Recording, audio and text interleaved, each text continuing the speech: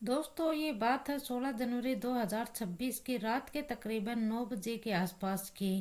ये इसी बीच में जो सचिन होता है वह अपनी पत्नी जो कि नई नवेली दुल्हन होती है उसको फ़ोन करता है और उसे कहता है कि मैं आज दोस्तों के साथ पार्टी करने के लिए जाऊंगा, तो आज रात को मैं नहीं आऊँगा। तुम मेरा इंतज़ार मत करना और तुम खाना खाकर आराम से सो जाना। पत्नी है वह जैसे ये बात सुनती है तो वह कहती है कि वैसे भी मैं आज पूरे दिन की थकी हुई हूँ, इसलिए मेरे को कोई दिक्कत नहीं है, कोई परेशानी नहीं है। तुम आराम से अपने दोस्तों के साथ पार्टी वार्टी कर कर आना। पति है अपने कामकाज में बिजी हो जाता है और उधर पत्नी है वह भी अपने कामकाज में बिजी हो जाती है। इसके बाद रात के तकरीबन 11:30 बजे के आसपास का वक्त हो रहा था और सचिन वह अचानक से गुपचुप तरीके से वह शांत से एकदम से वह घर के अंदर प्रवेश करने की कोशिश कर रहा था। जैसे जैसे वह रास्तों को अवरोध, जैसे कि वह गेट बंद था तो वह दरवाजे के लांग कर अंदर आ रहा था, दीवार को लांग कर अंदर आ रहा था और अपने एक दरवाजे को वो पार कर कर अंदर आया तो फिर वह दूसरे दरवाजे को पार कर कर अंदर जा रहा था। जैसे ही वह दरवाजे खोलने की कोशिश कर रहा था अपने टेक्निकल से, वह आखिरकार उसने उसके माध्यम से घर के अंदर पहुंच जाता है। और जैसे ही जो उसने दृश्य देखा, उस दृश्य को देखने की उसने कभी कल्पना भी नहीं की थी। उसने कुछ ऐसा दृश्य देखा था। दरअसल जो उसकी पत्नी थी वह दो लड़कों के बीच में लेटी हुई थी, सो रही थी और एक लड़का था वह इधर उधर टहल रहा था। इतने में जैसे वह कमरे के अंदर प्रवेश करता है, प्रवेश करते ही उसे बहुत ज़्यादा गुस्सा आता है और गुस्सा आने के बाद फिर यह एक कहानी, यहाँ पर एक कहानी है वह पलट जाती है। जैसे यहाँ पर कहानी पलटती है तो उसकी पत्नी को, वह अपनी पत्नी को डांटना फटकारना शुरू करता है और कहता है कि मुझे तुम पर पहले से ही शक था, तुम कुछ ना कुछ गड़बड़ कर रही हो, लेकिन यह शक आज मेरा यकीन में बदल गया। मैंने देखना चाहता था कि आखिरकार तुम ऐसा क्या कर रही हो। तुरंत वह अपना मोबाइल निकालता है। मोबाइल निकालने के बाद वह इसी बीच वह बातचीत करने की कोशिश कर रहा था और इसी में कुछ देर यहाँ पर एक कत्ल हो जाता है। और जैसे ये कत्ल होता है तो इस कत्ल की गूंज आवाज सोशल मीडिया पर एक कदम ट्रेंड में चलना शुरू हो जाती है। यह हर कोई इस घटनाक्रम को जानने की कोशिश कर रहा था कि अभी जिसकी शादी को महज 4 महीने ही हुए थे, आखिरकार उसके 3 और नए आशिक कैसे बन गए और यह कहानी पूरी एक और कैसे यह कहानी ट्रेंड में आई है। इस कहानी के माध्यम से हम जानने की और समझने की कोशिश करते हैं। नमस्कार, राधे राधे, जय श्री कृष्ण। दोस्तों, मैं पूजा। आज की जो हमारी सच्ची कहानी है, ये सच्ची घटना की शुरुआत होती है उत्तर प्रदेश का एक जिला लगता है फतेहपुर, और फतेहपुर जिले का ही एक थाना लगता है गाजीपुर, और गाजीपुर थाने क्षेत्र का एक गांव लगता है मनोहरपुर, और मनोहरपुर का रहने वाला होता है राजकुमार चंदे। थाने ये जाता है और वह जुलाई 2025 की बात है और वह अपनी बेटी को साथ ले जाता है। बेटी का नाम होता है श्वेता सिंह उर्फ रिया। बेटी वो भी जाती है और वह बाप होता है वह भी जाता है। दोनों बाप बेटी जाते हैं। वह थाने में जाकर रोना शुरू कर देते हैं। थाने में पहुंचता तो थानेदार के बाद वह थानेदार होता है वह उस बाप से सीधा बात करता है और वह अपनी लड़की ये पिता है वह थानेदार जाकर कहता है कि एसएचओ साहब से कहता है कि साहब, जो वो मेरे घर के ही ठीक सामने एक घर और होता है जिसके घर में रहने वाला लड़का होता है जिसका नाम सचिन होता है, और वो लड़का मेरी बेटी को बहुत ज़्यादा परेशान करता है। इस हद तक परेशान करता है कि वह मेरी बेटी के साथ दुष्कर्म जैसी घटना को भी अंजाम दे दिया है। जैसे ही पिता ने यह बात अपनी बेटी के सामने यह बात कही तो एसएचओ ने आखिरकार लिख कर दे दीजिए, यह सारा मामला है, हम कार्रवाई करेंगे। जैसे ही एसएचओ ने इस मामले की तहर ली तो एफआईआर दर्ज की। एफआईआर दर्ज करने के बाद आखिरकार जो लड़के यानी कि जो सचिन होता है उसको गिरफ्तार कर लिया। गिरफ्तार करने के बाद यहाँ पर दबिशें देना शुरू कर दिया। पुलिस को आखिरकार कामयाबी मिल जाती है। पुलिस ने उसे गिरफ्तार कर लिया। गिरफ्तार करने के बाद उसे जेल भेज दिया और वह सचिन है वह 2 महीने तक सलाखों के पीछे रहा। उसके परिवार के लोग वह जमानत के लिए कोर्ट में अर्जी दर अर्जी डालते रहे, लेकिन उसे जमानत की मंजूरी नहीं ली गई। आखिरकार वह 2 महीने के बाद उसे जमानत मिली थी और 2 महीने के बाद वह जैसे ही जमानत मिलने के बाद वह घर पर पहुंचा। जो वो लड़की थी जिसने अभी 2 महीने पहले ही उसके साथ दुष्कर्म का मुकदमा लगाकर उसे जेल में भेजा था, और वह उसके ही घर पर वह जाता है और जाने के बाद सबके सामने जोर जोर से चीखना चिल्लाना शुरू कर देता है कि मैंने तुम्हें पिछले 4 साल से बेइंतहा प्यार कर रहा हूँ, और तुमने अपने ही इस प्यार के लिए मुझे पिछले 2 महीने से मैं तुम्हारे लिए ये जेल काट कर आ रहा हूँ। और इसके बाद वह गले लगकर उससे माफी मांगने लग जाती है। और यहाँ पर ये जो लड़की होती है श्वेता उर्फ रिया, यह इस लड़के को अपने गले लगाकर रोना शुरू कर देती है। यहाँ पर परिवार के लोग, घर के लोग देख रहे हैं कि आखिरकार हम करें तो क्या करें। और इसी बीच में जो दोनों हैं, सचिन और ये जो श्वेता, ये दोनों फैसला लेते हैं कि अब चाहे कुछ भी हो जाए, हम जिएंगे तो साथ जिएंगे, मरेंगे तो साथ मरेंगे। हालांकि माँ और दादी इन लड़की की, जो लड़की होती है उसकी माँ और दादी, यह समझने, इन्हें समझाने की तमाम कोशिशें करते हैं, लेकिन यह अपनी जिद पकड़ देते हैं। अब ये चाहे कुछ भी हो जाए, मुझे यही यहाँ नहीं रहना है। और मुझे सचिन से कहती है कि अब मुझे तुम्हारे साथ रहना है। जब ऐसा वक्त है, यहाँ पर धीरे धीरे आगे बढ़ रहा है। घर वालों के यहाँ इनको समझाने की कोशिश कर रहे थे। फिर इस वक्त तो यहाँ पर इन दोनों को समझा बुझाकर और इनको एकदम से डांट दिया जाता है, और फिर यहाँ पर ये मान जाते हैं, क्योंकि जो लड़की के परिवार वाले हैं, इसके अभी 2 महीने पहले बहुत ज़्यादा बदनामी हुई, क्योंकि जो लड़का है सचिन सिंह, वह यहाँ पर जेल में जाकर आया है। और यहाँ पर यह इनको समझा बुझाकर यह मामला यहीं पर ठंडा किया जाता है। और जैसे यहाँ पर ये जो मामला ठंडा किया जाता है, तो इसी बीच में जो सचिन और श्वेता होती है, इन दोनों का मौका मिलता है। और मौका मिलते ही जो सचिन है वह अपनी प्रेमिका, जिसका नाम श्वेता उर्फ रिया होता है, मौका मिलते ही यह यहाँ पर जो गांव है इसको छोड़कर भाग जाते हैं। सबसे पहले यह जाकर एक शादी करते हैं, कोर्ट मैरिज। और शादी करने के बाद यह घर नहीं पहुंचते हैं, बल्कि ये सीधा गुजरात में पहुंच जाते हैं। और गुजरात में जाने के बाद यह सितंबर 2025 में लगभग 1 महीने के आसपास जो लड़का है वह ऑटो वगैरह चलाया करता था, और वह अपनी पत्नी का ख्याल रखता था। और ख्याल रखते रखते 1 महीना गुजर जाता है। जो लड़का है वह अपनी प्रेमिका से कहा कि ये अपनी नई नवेली दुल्हन से वह कहता है कि कोई ऐतराज ना हो तो हम गुजरात से वापस चलते हैं। और जो लड़की है वह घर नहीं जा सकती थी, और जो लड़का है वह कहता है कि हम चाहे कुछ भी परेशानी हो, हम कुछ काम करेंगे और दूसरी जगह रहेंगे, यहाँ गुजरात में नहीं रहेंगे, अपना ठिकाना बनाएंगे। और आखिरकार वह उत्तर प्रदेश के कानपुर में एक जगह लगती है, रूम न्यू हाईटेक सिटी। रूम न्यू हाईटेक सिटी के अंदर वह एक लखन सिंह नाम के व्यक्ति से बातचीत करते हैं। और जैसे वह उससे बातचीत होती है तो वह उसका एक कमरा है, वहाँ पर वह कमरा किराए में लेते हैं और वहाँ पर वह रहना शुरू कर देते हैं। और यहाँ पर आखिरकार सब कुछ जो लखन सिंह है उसके तहकीकात के अनुसार सब कुछ पता था, यह सब कुछ सही चल रहा था इनका।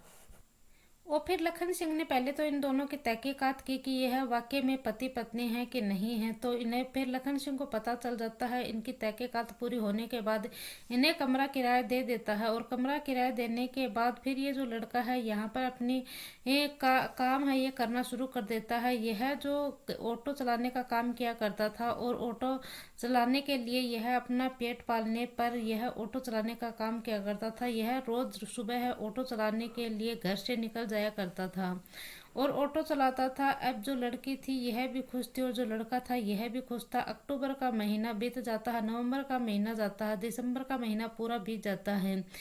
और एक दिन अचानक जो लड़का होता है उसे जनवरी 2026 में अपनी पत्नी को जो मोबाइल में देखा, और जब वह मोबाइल देखता है तो उसे कुछ पैसे ट्रांजैक्शन हुए थे और जो उन पैसों को जैसे ट्रांजैक्शन का उसे पता चलता है कि तुम्हारे खाते में इतने सारे पैसे कहाँ से आए, वह अपनी पत्नी के पास जाता है और उससे जाकर पूछता है कि श्वेता, तुम्हारे खाते में कुछ पैसे आए हुए हैं और यह पैसे किसने भेजे हैं, कहाँ से आए हैं, क्या बात है। और वह कहती है कि ये पैसे मेरी नानी ने भेजे हैं। जैसे ही नानी की बात आती है तो नानी के द्वारा भेजे गए पैसे नहीं थे, शायद यही यहाँ पर कन्फर्म थे।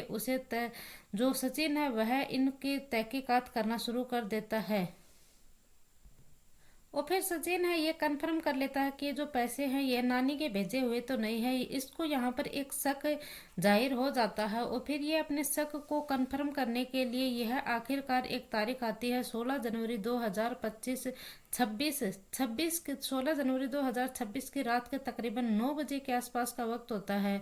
वह अपनी पत्नी को फोन करता है, श्वेता आज मैं घर पर नहीं आऊंगा और तुम अपना ख्याल रखना और खाना वगैरह खाकर तुम सो जाना, परेशान मत होना, मैं अपने दोस्तों के साथ पार्टी करने के लिए जा रहा हूँ। जैसे ही पार्टी की बात आती है तो वह कहते हैं कि आराम से रुक जाना और वह उधर जो पत्नी है वह कहती है कि ठीक है तो कोई दिक्कत नहीं है, आप पार्टी कर कर आराम से आ जाना।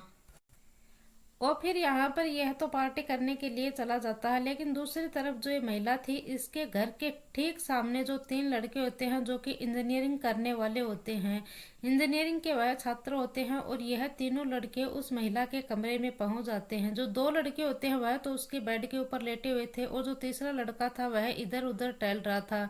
यह रात के तकरीबन 11:30 पौने 12 बजे के आसपास की बात है। इसी बीच जो सचिन है वह छुपके से घर में आ जाता है और जैसे ही उसके घर के अंदर एंट्री होती है सचिन की तो वह दरवाजा बंद देखता है और वह जो दरवाजा है वह खोलने की कोशिश करता है तो तकरीबन वह कमरे के अंदर जब प्रवेश करता है तो उसकी आंखें का दृश्य एकदम से वह उसके पैरों तले की जमीन निकल जाती है। यहाँ पर हंगामा होना शुरू हो जाता है और पत्नी है वह तीनों लड़कों को कहने लग जाती है कि बहुत बड़ा बवाल हो जाएगा, इसके बाद वह रास्ता साफ कर दिया जाएगा। यानी कि जो लड़का है, जो 3 लड़के और थे वह यहाँ से पुलिस को लेकर चली जाती है उन तीनों लड़कों को। और फिर यहाँ पर और जैसे यहाँ पर हंगामा शुरू होता है, यहाँ पर किसी ने जो पास के कमरे और थे उनमें से किसी ने डायल 112 नंबर पर कॉल कर दिया है। यहाँ पर पुलिस है वह तुरंत मौके पर पहुंच जाती है।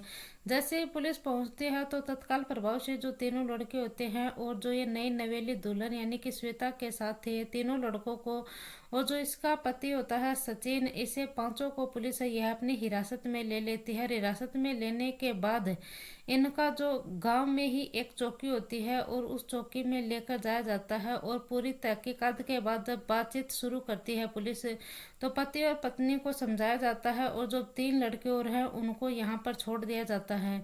इस पति पत्नी को समझाकर इनको भी घर भेज दिया जाता है और यहाँ पर पूरी जो रात होती है वह बहुत ज़्यादा हो जाती है और बोला जाता है कि कोई दिक्कत की बात नहीं है, तुम्हें घर छोड़ देंगे हम। और यह तीनों लड़कों को पुलिस है यह अपनी हिरासत में ले लेती है और इनको एक रात के लिए सलाखों के पीछे डाल देती है और उनसे जब पूछताछ की जाती है तो मामले उसमें उधर कार्रवाई हो सकती थी और इधर जो पति पत्नी थे पुलिस है इनको समझाकर इनको घर छोड़ देती है।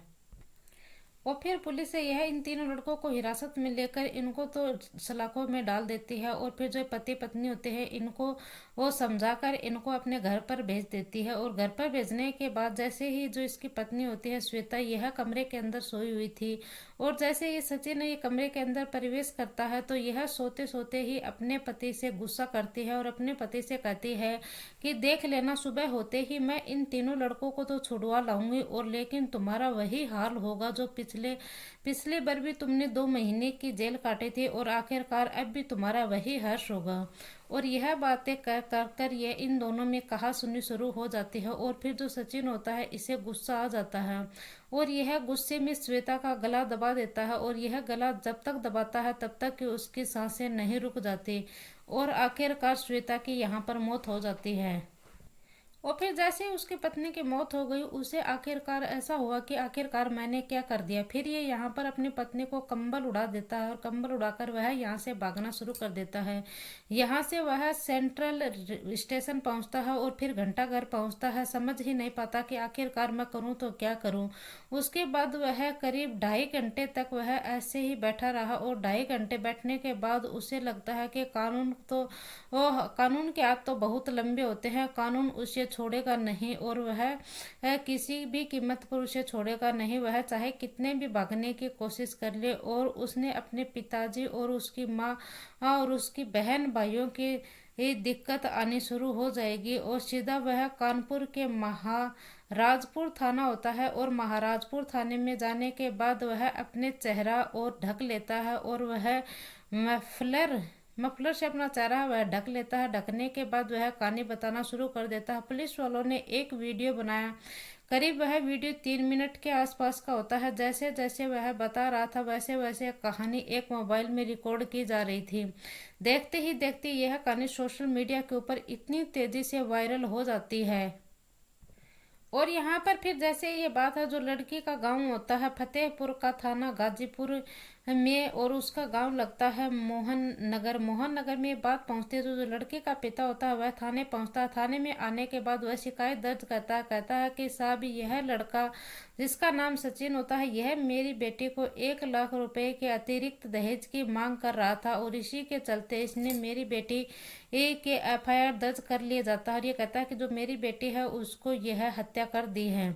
और FIR दर्ज करने के बाद सचिन के खिलाफ और साथ ही जो लड़की का जो पिता होता है वह भगत सिंह जिसका नाम होता है, उसने अपनी ही बेटी, जो उसकी बेटी होती है, उसके दहेज के मामले में यहाँ पर FIR दर्ज करवाई।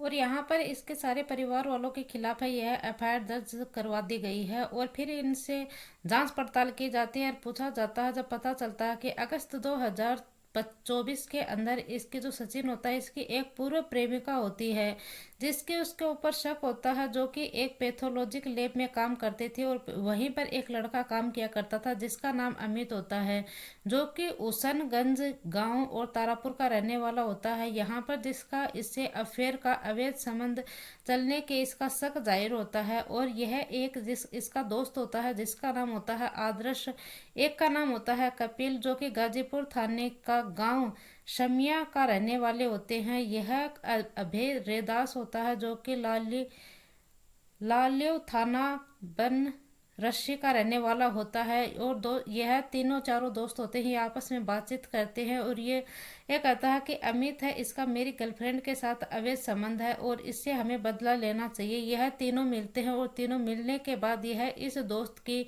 पीट कर, जो ये अमित होता है, इसकी पीट कर यह हत्या कर देते हैं। और हत्या करने के बाद यह तकरीबन 4 महीने तक आसपास यह जेल में रहता है और फिर यह यहाँ पर जेल से छुटकर आ जाता है। फिलहाल जो ये कहानी है ये सोशल मीडिया के ऊपर बहुत तेजी से वायरल हो रही है, अखबारों के माध्यम से प्रकाशित हो रहा है। हर कोई इस कहानी के बारे में जानने की कोशिश कर रहा है। पत्रकारों ने जब इस लड़के यानी कि जो ये लड़की होती है इसकी दादी से बातचीत करती है, तो ये लड़की की जो दादी ये कहती है कि मेरी पोती का जो चाल चलन है वह तो ठीक था, जो सचिन है इसको एक गलत फहमी ही हुई है। मेरी पोती का किसी के साथ कोई अफेयर नहीं हो सकता, वह अपनी चाल चलन की अच्छी थी, सही थी। दोस्तों, इस मामले में पूरे में चार्जशीट लगाई जाएगी, चार्जशीट के अदालत में पहुंचेगी और अदालत में इस पूरे मामले की फिर सजा सुनाई जाएगी। आखिरकार सचिन को कितना बड़ा अपराधी किया जाए वो तो अदालत ही तय करेगी।